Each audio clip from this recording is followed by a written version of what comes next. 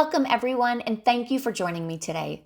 Whether your goal is to lose fat, improve fitness, or simply understand what strategies actually work, you're in the right place.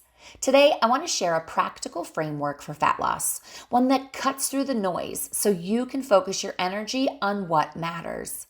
Instead of chasing fads, supplements, or influencer advice, we'll stick with a simple, science-backed plan that gets results. We'll break fat loss into 3 key categories. First is nutrition, the foundation of it all. Then there's anaerobic training. This is short, intense, metabolism-boosting work. And last is aerobic training, calorie burning and endurance building activities. And to be clear, all movement counts. Yes, we are breaking this down into a bit of a hierarchy, but every time you move your body, that is a great step in the right direction. It all helps, but some strategies give you far more return for your effort. Before diving in, let's quickly define 2 terms. Anaerobic means without oxygen, short, all-out bursts like sprints or heavy lifting. These create metabolic disruption, so you burn calories long after you finish your workout. Then there is aerobic, which means with oxygen. This is steady, sustainable work like jogging or cycling.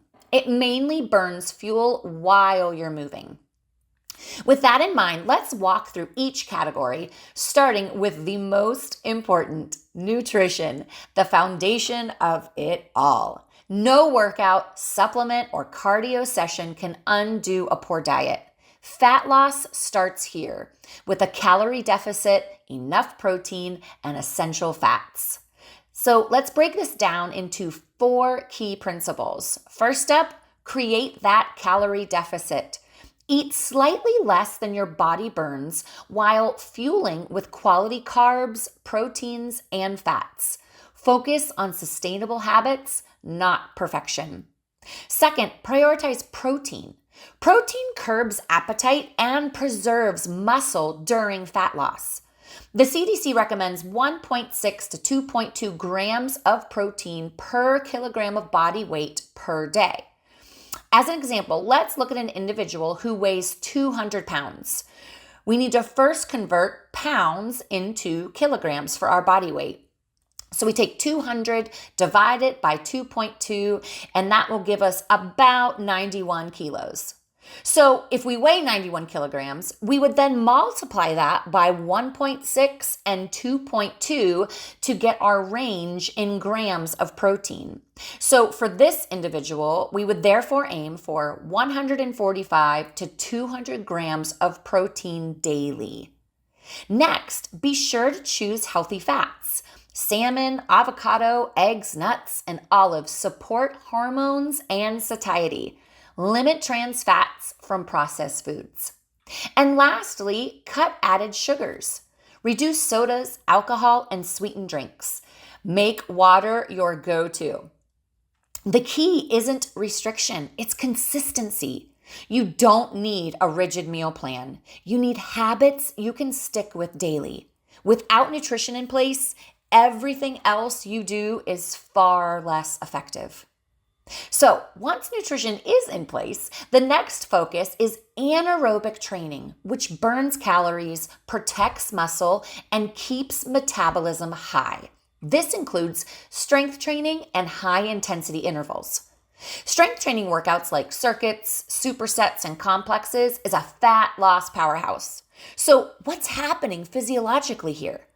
Resistance training helps preserve lean muscle tissue during fat loss, which is critical because muscle is metabolically active.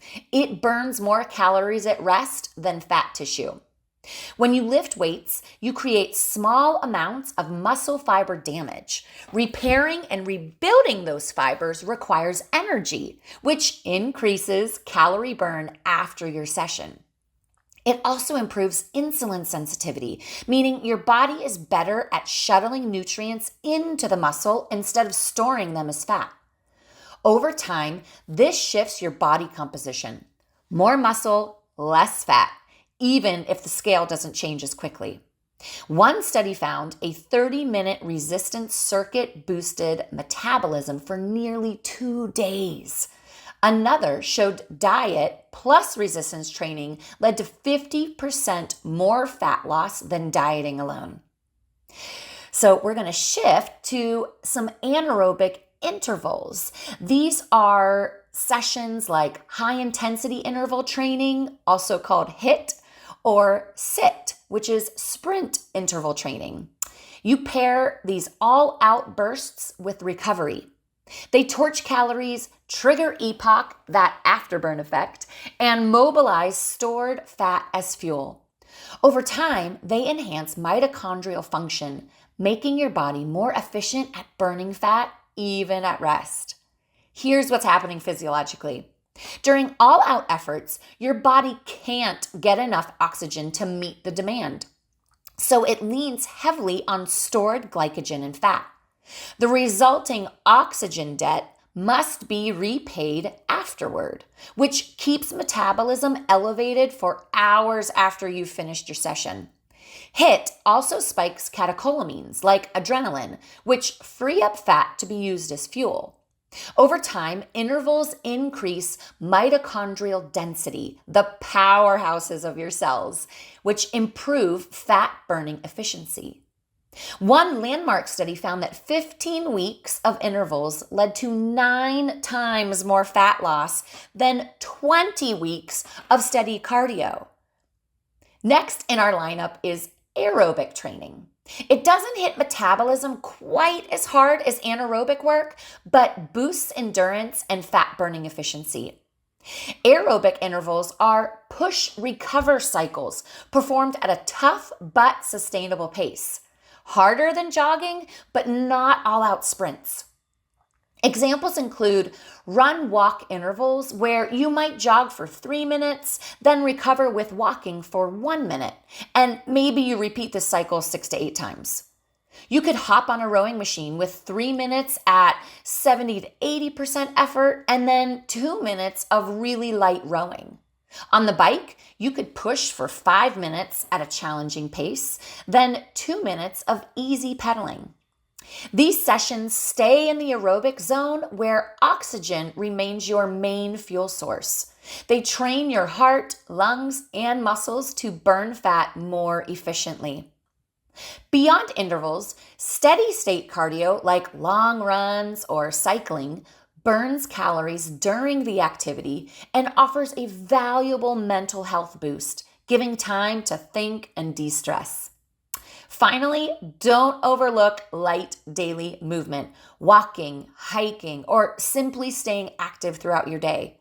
It won't melt fat by itself, but it supports recovery, health, and steady calorie burn. Even short walks can reduce stress and help you reset. So, how do we use this in real life? Number 1, start with nutrition. Track your intake, aim for consistency, and build those habits. Then add anaerobic training, 3 days of full body strength training, plus some HIIT and SIT sessions sprinkled throughout. Layer in aerobic work, intervals, steady cardio, and daily walking as support. So a weekly plan might look like 3 days of resistance training, 2 days of interval training, daily walking, and 5 days of nutrition tracking.